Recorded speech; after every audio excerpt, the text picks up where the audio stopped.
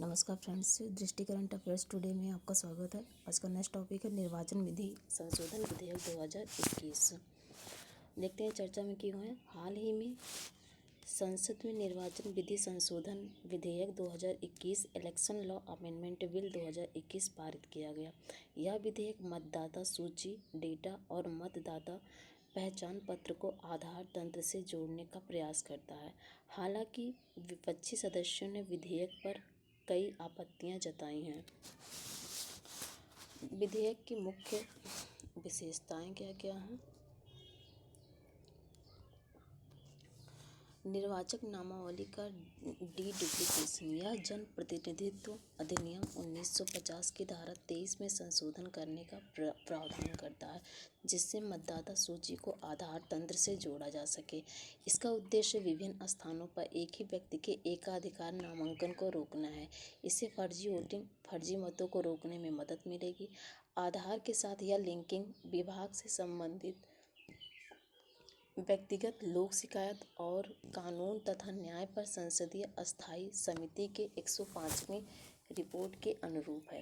एकाधिक योग्यता तारीख। नागरिकों का 18 वर्ष की आयु में वोटिंग का अधिकार मिल जाता है। हालांकि 18 वर्ष की आयु के बाद भी कई लोग मतदाता सूची से बाहर रह जाते हैं। ऐसा इसलिए है क्योंकि 1 जनवरी को योग्यता तारीख के रूप में माना जाता है। विधेयक के अनुसार मतदान नियमावली में अपडेट करने के लिए 4 योग्यता तारीखों की घोषणा की जाएगी, जिसमें जनवरी, अप्रैल, जुलाई एवं अक्टूबर के महीनों के पहले दिन के आधार पर 18 वर्ष के हो चुके लोगों को शामिल किया जाएगा। लैंगिक तटस्थता लाना।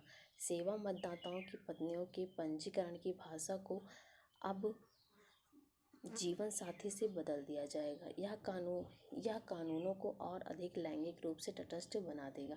सेवा मतदाता वे हैं जो सशस्त्र बलों में सेवारत हैं या इसके बाहर राज्य के सशस्त्र पुलिस बल में सेवारत हैं या भारत के बाहर तैनात सरकारी कर्मचारी हैं। इससे संबंधित मुद्दे। आधार अपने आप में अनिवार्य नहीं है। वर्ष 2015 में सर्वोच्च न्यायालय के निर्णय के बाद मतदाता पहचान पत्र को आधार से जोड़ने के कदम को ठंडे बस्ते में डाल दिया गया था। उसी समय यह माना गया कि आधार कार्ड योजना विशुद्ध रूप से स्वैच्छिक है। इसके अलावा आधार का मतलब केवल यही था कि यह निवास का प्रमाण है, नागरिकता का नहीं। बड़े पैमाने पर मताधिकार से वंचित होने का भय। यह विधेयक मतदाता पंजीकरण अधिकारियों को आवेदक की पहचान स्थापित करने हेतु मतदाता के रूप में पंजीकरण करने के इच्छुक आवेदकों के आधार नंबर मांगने की अनुमति देता है। आधार के अभाव में सरकार कुछ लोगों को मताधिकार से वंचित करने और नागरिकों को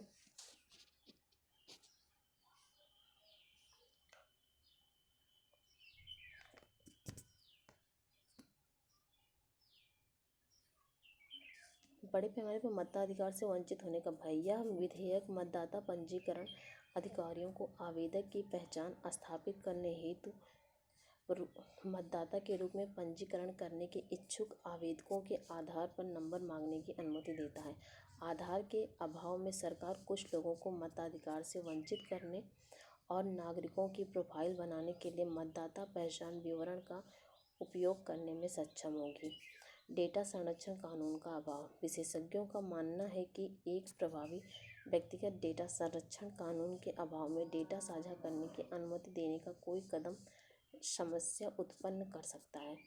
निजता संबंधी चिंताएं। वर्तमान में चुनावी डेटा को भारत निर्वाचन आयोग (ECI) द्वारा अपने डेटाबेस में रखा जाता है, जिसकी अपनी सत्यापन प्रक्रिया होती है और यह अन्य सरकारी डेटाबेस से अलग होती है।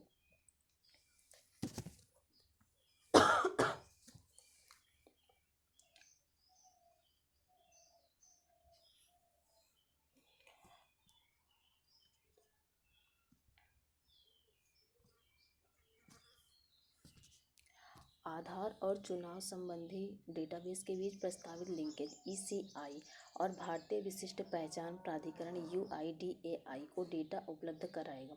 इससे नागरिकों की निजता का हनन हो सकता है। सरकार कर स्वैच्छिक लिंकिंग। आधार और चुनाव डेटाबेस के बीच प्रस्तावित लिंकेज स्वैच्छिक है। मताधिकार से वंचित होने का कोई जोखिम नहीं। मतदाता सूची में